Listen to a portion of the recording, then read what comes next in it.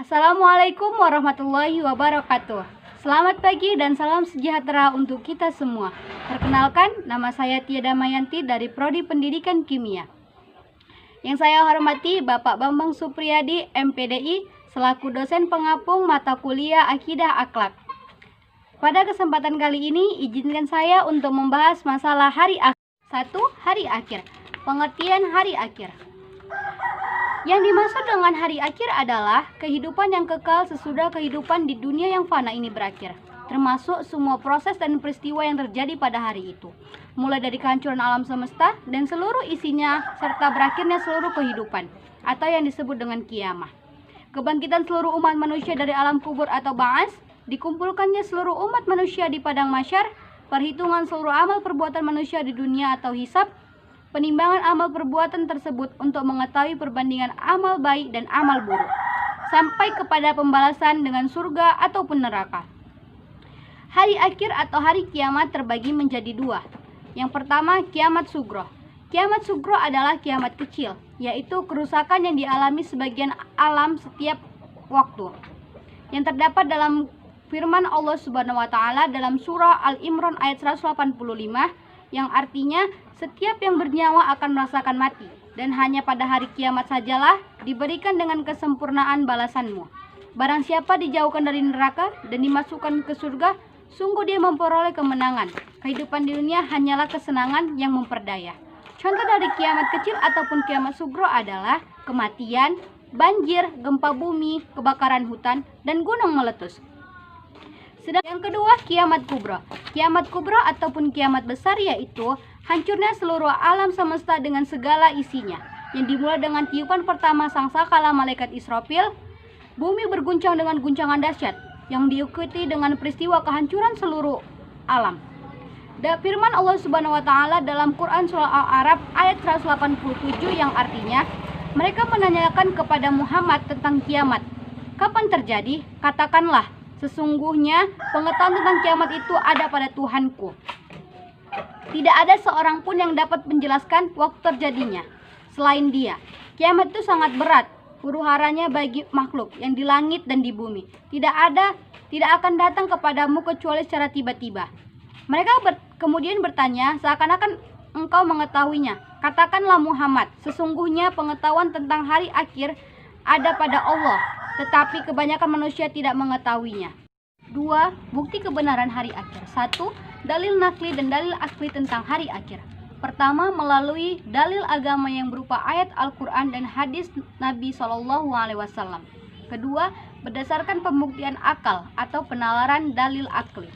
Banyak dalil Al-Quran maupun Al-Hadis yang menerangkan tentang hari akhir.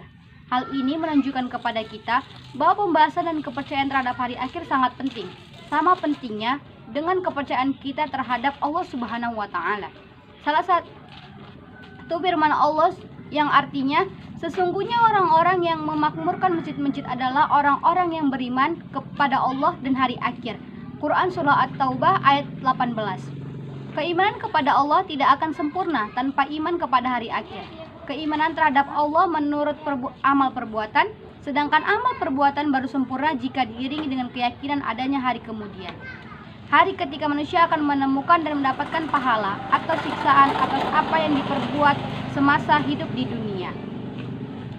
2. Penjelasan akal terhadap terjadinya hari akhir.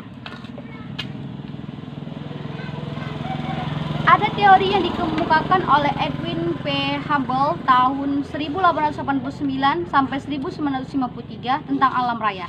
Teori ini dikenal dengan teori The Expanding Universe. Teori ini merupakan pengembangan dari teori Canlaps tentang awal mula terciptanya alam semesta yang disebut berasal dari Big Bang atau dentuman besar. Alam raya ini awalnya tercipta setelah terjadinya dentuman besar yang melahirkan kabut dan kemudian membentuk partikel terbang. Sedemikian rupa dan lama berproses, maka terbentuk jagat raya dan isinya. Menurut teori The Expanding Universe ini, ternyata seluruh galaksi di alam raya ini selalu berotasi, juga bergerak menjauhi bumi. Semakin jauh letak galaksi dari bumi, maka semakin cepat gerak tersebut sehingga dapat mencapai ratusan ribu kilometer per detik. Teori ini mengemukakan bahwa alam raya ini bersifat seperti balon atau gelembung karet yang ditiup ke segala arah. Langit yang kita lihat sekarang ini sebenarnya semakin tinggi dan semakin mengembang ke segala arah dengan kecepatan yang sangat tinggi. Pada suatu saat, proses pengelembungan alam raya ini pasti akan berhenti, seperti sebuah balon yang ditiup tadi. Balon itu akan sampai pada titik jenuh, yaitu titik ketika balon tidak dapat mengembang lagi. Pada saat itulah balon akan meletus. Seperti itulah alam raya. Proses penggelembungan atau expanding yang dilakukannya pada suatu saat akan sampai pada titik jenuh.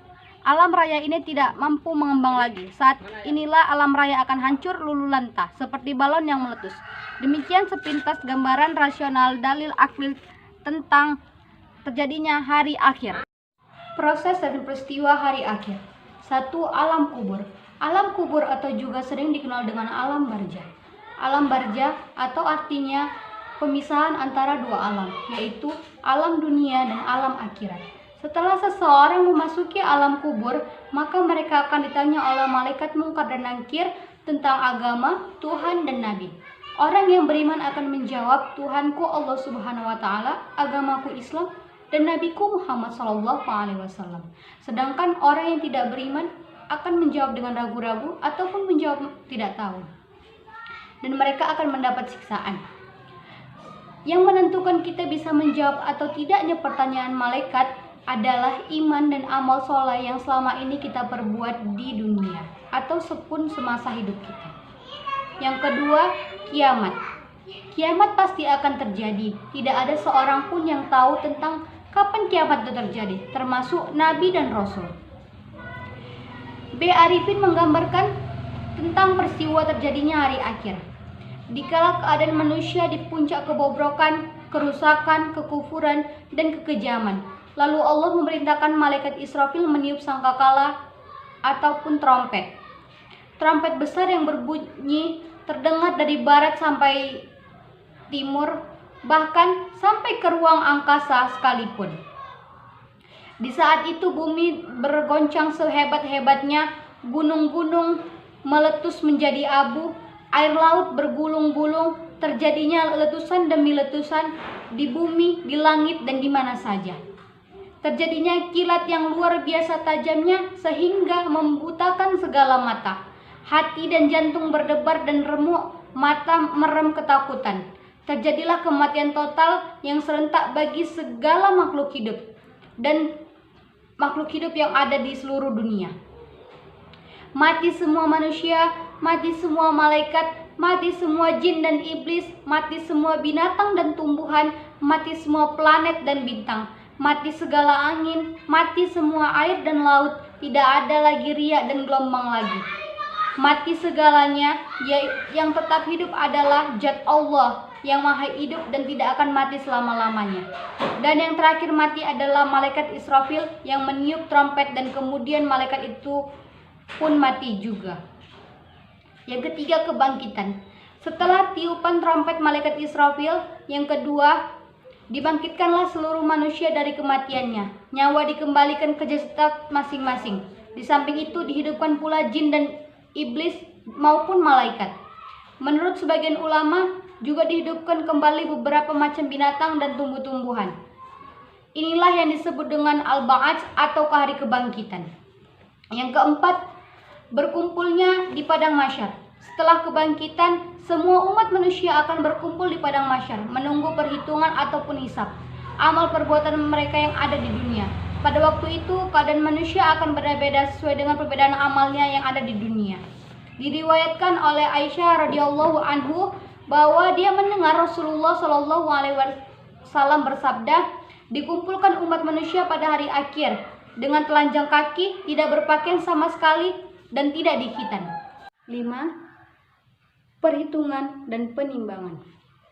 Perhitungan akan dilaksanakan sesuai dengan isi kitab yang mencatat seluruh amalan seseorang di atas dunia. Cara menyerahkan kitab kepada masing-masing orang berbeda. Ada yang menerima dari kanan dan depan, dan ada yang menerima dari kiri dan belakang. Perbedaan tersebut mengisyaratkan perbedaan nasibnya di akhirat. Pada hari perhitungan itu, mulut tidak bisa lagi memberikan jawaban yang tidak benar, karena seluruh tubuh akan menjadi saksi. Dalam hal ini Allah Subhanahu wa taala berfirman, yang artinya pada hari ini kami tutup mulut mereka dan berkatalah kepada kami tangan mereka, dan memberikan kesaksianlah kaki mereka terhadap apa yang dahulu mereka usahakan. Quran Surah Yasin surah ke-36 ayat 65. Kemudian setelah dilakukan perhitungan atau al-hisab, dilakukan penimbangan. Siapa yang berat timbangan kebaikannya akan masuk surga, sedangkan siapa yang berat timbangan kejahatannya akan masuk neraka. Pada hari itu tidak akan ada seorang pun yang dirugikan. Penimbangan dilakukan dengan seadil-adilnya oleh Yang Maha Adil. Setelah hisab dan mizan, semua orang akan melalui as-sirat atau jembatan yang terbentang di antara neraka jahanam. Semua manusia tanpa terkecuali, termasuk para nabi dan rasul pun akan melalui jembatan tersebut. Siapa yang berjalan secara lurus ataupun istiqomah di jalan Allah semasa di dunia, maka dia akan berjalan pula dengan lurus melewati jembatan tersebut. Sulit dan mudahnya seseorang melewati jembatan itu tergantung kepada kualitas amalnya. 6. Pembalasan. Setelah penimbangan dan melalui as-sirat, maka setiap orang akan merasakan pembalasan dari Allah Subhanahu wa taala sesuai dengan hasil penimbangannya. Sebagaimana yang sudah disebutkan sebelumnya, bahwa siapa yang amal kebaikannya lebih berat daripada amal kejahatannya, maka dia akan langsung masuk surga. Sedangkan orang yang timbangan kejahatannya banyak, maka dia akan masuk neraka. Kalau dia orang yang beriman dan tidak mempersekutukan Allah Subhanahu wa taala, maka setelah masa hukumannya habis di neraka, dia akan dikeluarkan dan dimasukkan ke dalam surga. Sebaliknya, jika bagi orang-orang kafir atau orang-orang yang musyrik, mereka akan kekal dalam neraka buat selama-lamanya. Sedangkan orang-orang yang beriman berada di surga, mereka akan kekal di surga buat selama-lamanya.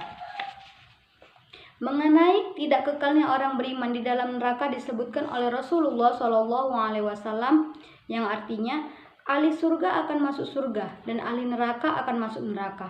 Kemudian Allah Ta'ala berfirman, keluarkanlah dari neraka itu siapa saja yang di dalam hatinya ada keimanan sekalipun seberat biji sawi. Hadis riwayat Bukhari, Muslim, dan Nasa'i. Kalau kita hubungkan dengan ayat yang di atas tadi, tentu orang-orang beriman yang dosanya lebih besar daripada pahalanya itu akan keluar dari neraka setelah habis masa hukumannya yang telah ditentukan oleh Allah Subhanahu wa taala sesuai dengan tingkat dosa masing-masing. Fungsi beriman kepada hari akhir. Yang satu, menambah keimanan kita kepada Allah Subhanahu wa taala. Yang kedua, selalu berhati-hati dalam melakukan tindakan. Ketiga, lebih dekat dan lebih menjaga ibadah kita. Yang keempat, semakin rajin beramal. Yang kelima, hidup menjadi lebih tenang. Yang keenam, yakinlah bahwa Allah Subhanahu wa taala itu Maha Kuasa. Yang ketujuh, yakin bahwa hari akhir itu ada. Hikmah beriman kepada hari akhir. 1. Muncul rasa kebencian yang dalam kepada kemaksiatan. Yang kedua, menyejukkan dan mengembirakan hati orang-orang mukmin. Yang ketiga, senantiasa tertanam kecintaan dan ketaatan kepada Allah Subhanahu wa taala. Yang keempat, senantiasa menghindari niat-niat yang buruk. Yang kelima, senantiasa termotivasi untuk beramal baik dan ikhlas. Yang keenam, menjauhkan diri dari asumsi-asumsi yang mengkiaskan apa yang ada di dunia. Yang ketujuh, memperjelas tujuan hidup manusia. Sekian pembahasan dari materi saya. Apabila ada kekurangan, mohon dimaafkan. Saya akhiri, wabillahi taufiq wal hidayah. Wassalamualaikum warahmatullahi wabarakatuh.